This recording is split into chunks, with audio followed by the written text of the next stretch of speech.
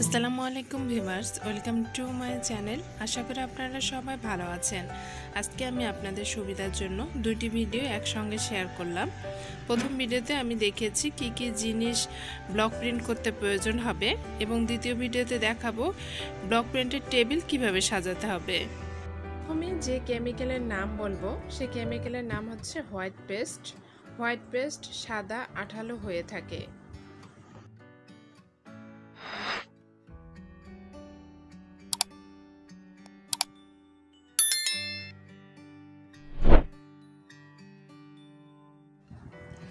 এরপর নিউটেক্সও সাদা হয়ে থাকে, তবে এটি হালকা নীলচে কালার হয়ে থাকে। ব্লক প্রিন্ট নিয়ে আমি ধাপে ধাপে আরও অনেক ভিডিও আপলোড করব, তাই সবাইকে রিকোয়েস্ট করব আমার চ্যানেলটি সাবস্ক্রাইব করে বেল বাটন অন করে রাখবেন। আর আপনাদের কোনো প্রশ্ন থাকলে অবশ্যই আমাকে কমেন্টের মাধ্যমে জানাবেন। আমি চেষ্টা করব সকল সমস্যার সমাধান দিতে। এরপরে যে কেমিক্যালের নাম বলবো সেটি হচ্ছে অ্যাপ্রিটন। অ্যাপ্রিটন আঠার কাজ করে, এটিও সাদা কালারে হয়ে থাকে।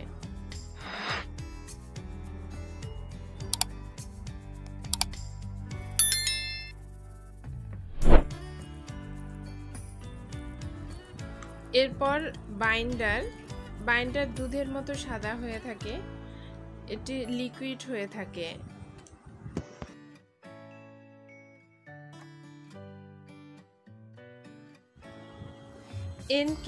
এনকেও লিকুইড হয়ে থাকে, তবে এই এনকের কালারটি হালকা নীলচে হয়ে থাকে। এবং অ্যাক্রোমিক কালার, বিভিন্ন টাইপের অ্যাক্রোমিক কালার নেবেন। আর আফসান, আপনারা চাইলে আফসান নিতে পারেন, চাইলে নাও নিতে পারেন, এটা আপনাদের ইচ্ছা। এবং ব্লক ডাইস, বিভিন্ন সাইজের আপনারা ব্লক ডাইস নিয়ে রাখতে পারেন।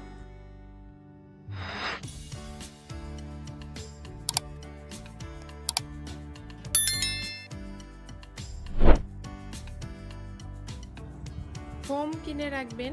এই ফোমগুলো কেমিক্যাল দোকানেই পাওয়া যায়, তবে ফোম না থাকলে আপনারা চাইলে থালা বাসন মাজার মাজনি ব্যবহার করতে পারেন।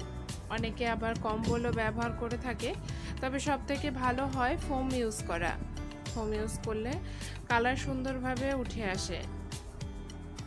এই যে দেখতে পাচ্ছেন, এই টাইপের মাজনিগুলো আপনারা ব্যবহার করতে পারেন, তবে এক্ষেত্রে সমস্যা হচ্ছে বড় ব্লক ডাইস যে রয়েছে সেই ডাইসগুলো দিয়ে আপনারা রং করতে পারবেন না, যেহেতু মাজনি ছোট তাই। এবং কম্বল বা এ ধরনের মোটা কাঁথা প্রয়োজন হবে। যদি আপনারা বড় কোনো বেডশিট বা বড় কোনো কোথাও আপনারা ব্লক প্রিন্ট করতে চান, সেক্ষেত্রে কম্বল বা কাঁথার পরিমাণ বেশি লাগবে, মোটা লাগবে এবং পরিমাণে বড় লাগবে। তো সেভাবে আপনারা কাঁথা নিয়ে রাখবেন। এবং রং তুলি নিয়ে রাখবেন। রং তুলি প্রয়োজন হয় মাঝে মাঝে প্রয়োজন হয় না, তো নিয়ে রাখা ভালো, তাই আপনারা কিনে রাখবেন।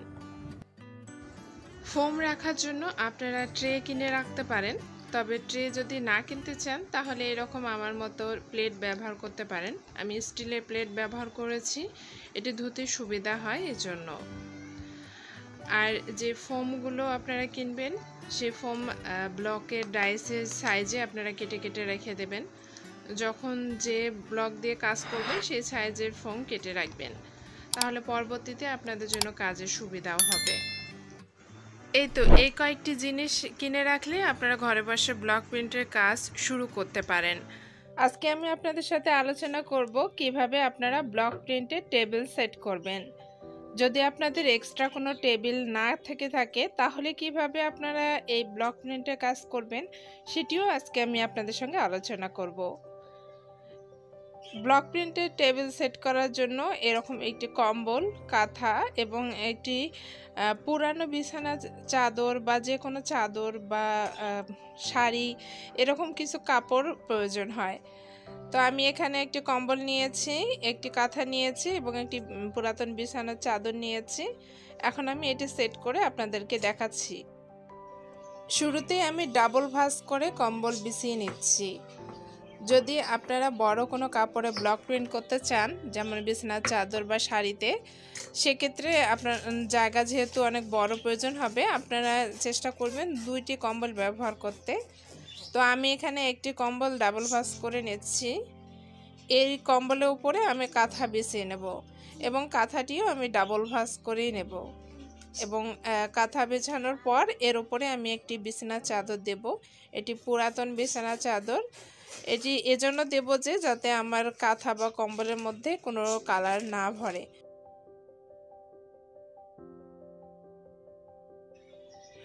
অনেকেই যারা নতুন আছেন তাদের মনে হতে পারে এই কাঁথা কম্বলের কি প্রয়োজন। তাদের উদ্দেশ্যে বলবো যে কাঁথা কম্বল বিছানোর ফলে ব্লক প্রিন্টের টেবিল অনেক নরম হয়, আর এর উপরে যখন ব্লক প্রিন্ট করা হয় তখন কালারগুলো অনেক সুন্দরভাবে বসে। তাই টেবিল যত ভালো হবে, যত নরম হবে, তত ব্লক প্রিন্ট ভালো হবে। এখানে আমি একটি কম্বল এবং একটি কাঁথা ব্যবহার করেছি। কম্বলটিও আমি 2 ভাঁজ করে নিয়েছি এবং কাঁথা 2 ভাঁজ করে নিয়েছি। আর এর উপরে আমি একটি পুরাতন বিছানার চাদর ব্যবহার করেছি। আর টেবিলের বিষয়ে আমি বলবো, যারা ব্যবসার জন্য ব্লক প্রিন্ট করতে চান তাদের তো আলাদা টেবিল প্রয়োজন হবেই। তবে যারা বাসায় টুকটাক কিছু কাজের জন্য ব্লক প্রিন্ট করবেন, তারা বাসায় যে টেবিল আছে, যেমন পড়াশোনার জন্য ছোট টেবিল বা ডাইনিংয়ের টেবিল ব্যবহার করতে পারেন। আমি ডাইনিংয়ের টেবিল ব্যবহার করি। আজকে আমি এই লাল কালার কাপড়টিতে ব্লক প্রিন্ট করব।